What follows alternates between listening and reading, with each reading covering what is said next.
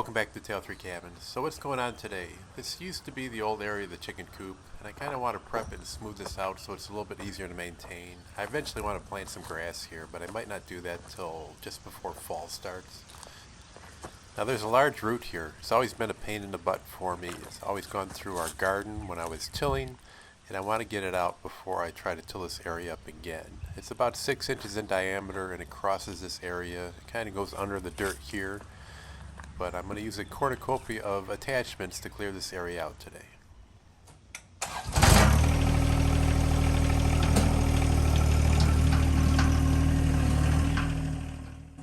My first thought was just to use the loader, see what I could do with it. It's got the most power for lifting, and maybe I could just chip away at this root.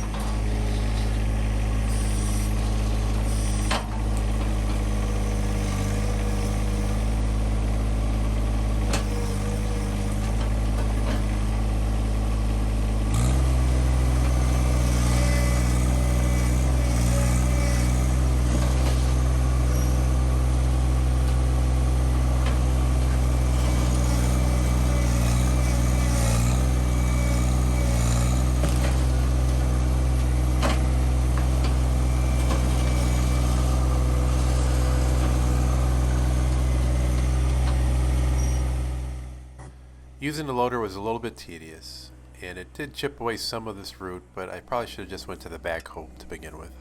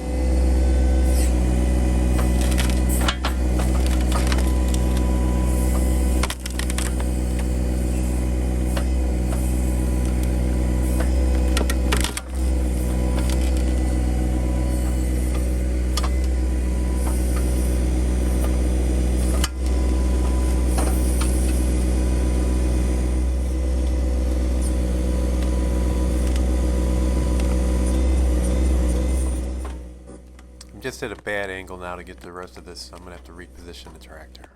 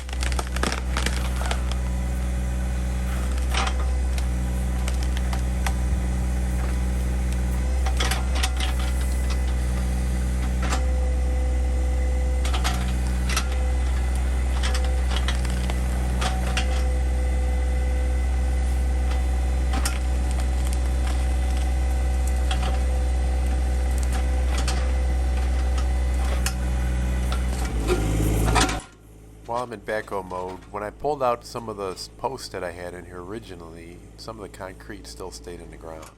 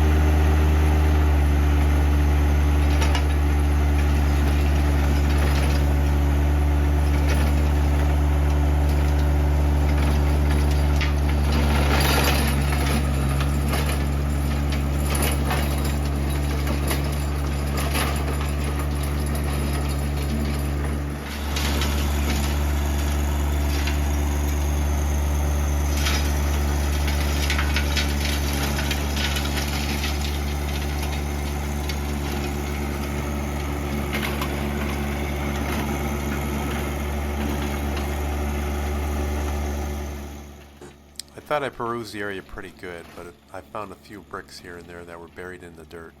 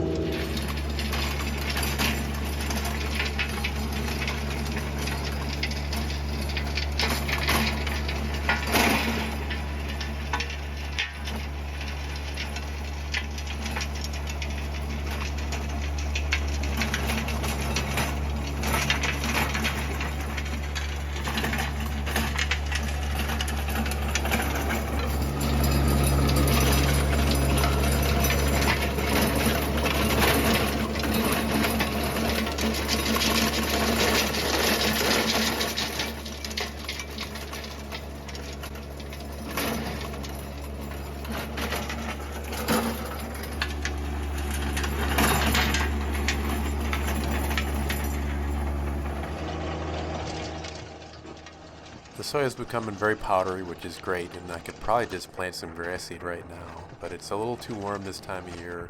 We're not getting a lot of rain, and we're not going to be around and able to water it if we did put it down, so we're going to have to wait on this. But at least I can maintain it. I can run over it with the lawnmower if it starts growing weeds, and I'll probably have to spray it just before we plant the seed.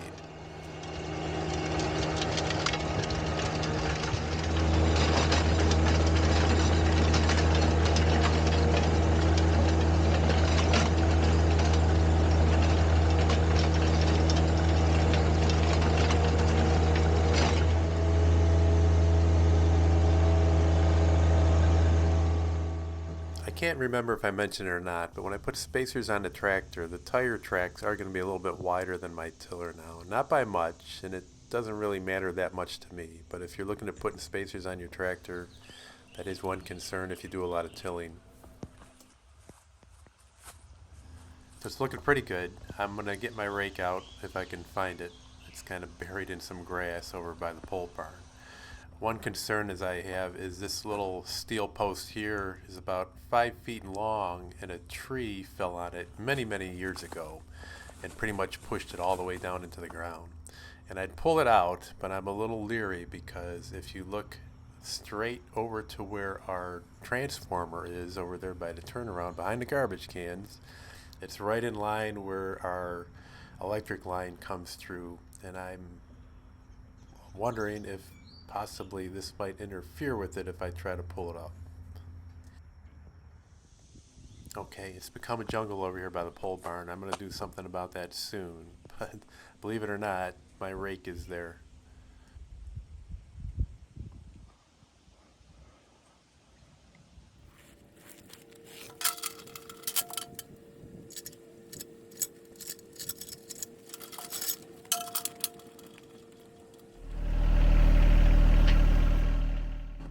It's on my to-do list to reorganize some of my attachments that are under the overhang of the shed back there, and this is hopefully going to go undercover eventually.